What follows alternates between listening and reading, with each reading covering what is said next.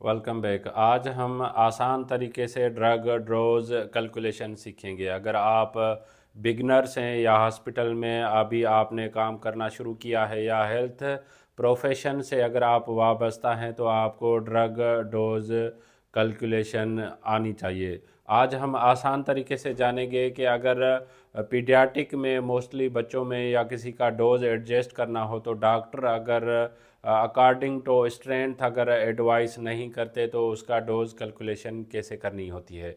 जैसे अभी मैंने एक इन्फ्यून या इंजेक्शन्स डोज कैलकुलेशंस के लिए जो सेलेक्ट किया है वो है इंजेक्शन सिप्रोफ्लॉक्सिसिन। इंजेक्शन सिप्रोफ्लॉक्सिसिन्स के बहुत सारे ब्रांड्स अवेलेबल होते हैं, इसलिए मैंने जस्ट जेनेरिक नेम या केमिकल नेम सेलेक्ट किया है। मोस्टली जो मार्केट में अवेलेबल स्ट्रेंथ होती है 400 मिलीग्राम पर 100 ml, मतलब कि 400 मिलीग्राम में 100 ml जो है वॉल्यूम होता है। अगर मोस्टली कुछ लोगों को, कुछ पेशेंट्स को डॉक्टर डोज जो है वो मिनिमाइज़ करें, जैसे कि अगर डॉक्टर एडवाइस करते हैं 50 मिलीग्राम तो उसमें हमें कितने ml जो है डोज निकालना होता है, या डॉक्टर अगर 100 मिलीग्राम जो है एडवाइस करता है डोज तो उसमें कितने ml हो सकते हैं, या 200 मिलीग्राम है या 300 मिलीग्राम है।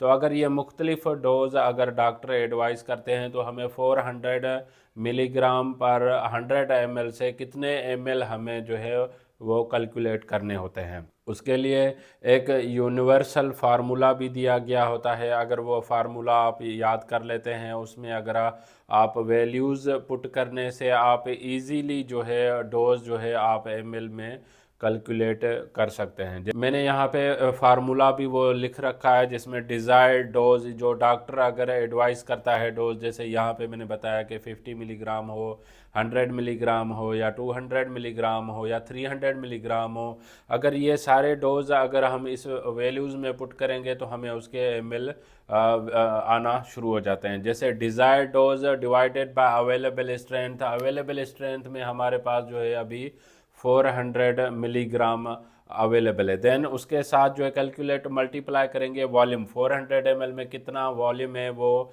इस वैल्यू में जब पुट करेंगे तो हमें जो है डिज़ायर्ड डोज या जो डॉक्टर एडवाइस करते हैं पेशेंट को डोज वो कैलकुलेट हो जाएगा। फॉर एग्जांपल के तौर पे अगर डॉक्टर ने सिप्रोफ्लॉक्सिसिन के 50 मिलीग्राम अगर पेशेंट को एक डोज एडवाइस किया है तो हम उसमें कितने ml इसमें हम डोज जो है पेशेंट को दे सकते हैं, जिसमें अगर इसमें हम वैल्यू पुट करते हैं जैसे 50 मिलीग्राम डॉक्टर ने एडवाइस डोज किया है 50 मिलीग्राम, हमारे पास अवेलेबल स्ट्रेंथ कौन सी है, जैसे अवेलेबल स्ट्रेंथ में जैसे इन्फ्यून में 400 मिलीग्राम पर 500 ml है, तो अवेलेबल स्ट्रेंथ में हम 400 मिलीग्राम ऐड करेंगे। देन वॉल्यूम कितना है, 100 ml का इसका वॉल्यूम है। जब इसी को हम कैलकुलेट करेंगे, डिवाइड करके मल्टीप्लाई करेंगे तो हमें जो डिज़ायर्ड डोज होगा, जो पेशेंट को हमें ml में डोज देना है, वो 12.5 ml हम पेशेंट को एडमिनिस्टर कर सकते हैं।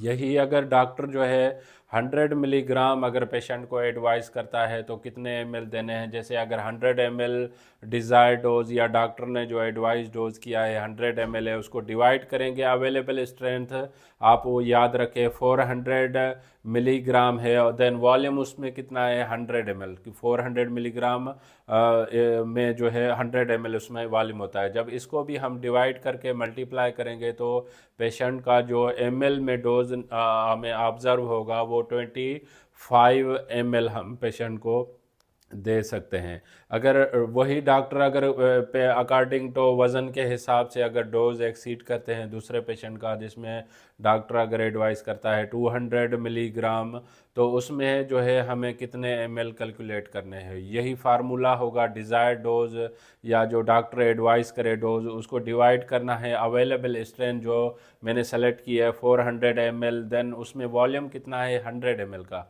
जब वही हम डिवाइड करके मल्टीप्लाई करेंगे तो उसका जो हमें डोज निकलेगा वो होगा 50 ml।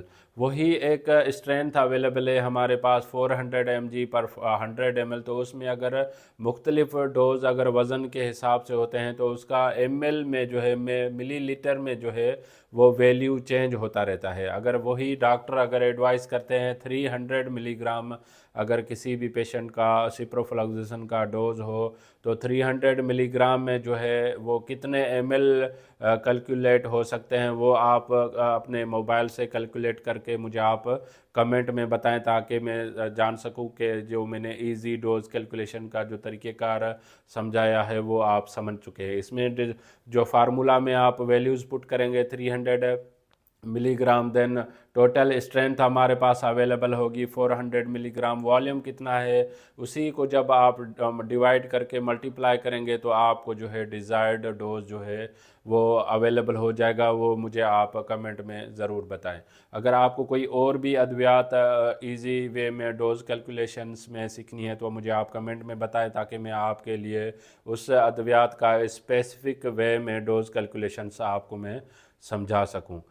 इस टॉपिक से रिलेटेड अगर आपको कोई भी क्वेश्चन है तो आप मुझे कमेंट कर सकते हैं, मैं आपके कमेंट का जवाब दूंगा। अगर आपको मेरी वीडियो पसंद आई है तो आप इसको लाइक करें, सब्सक्राइब करें, दूसरों तक ज़रूर शेयर कीजिएगा ताकि ये मालूमात सब तक पहुंच सके।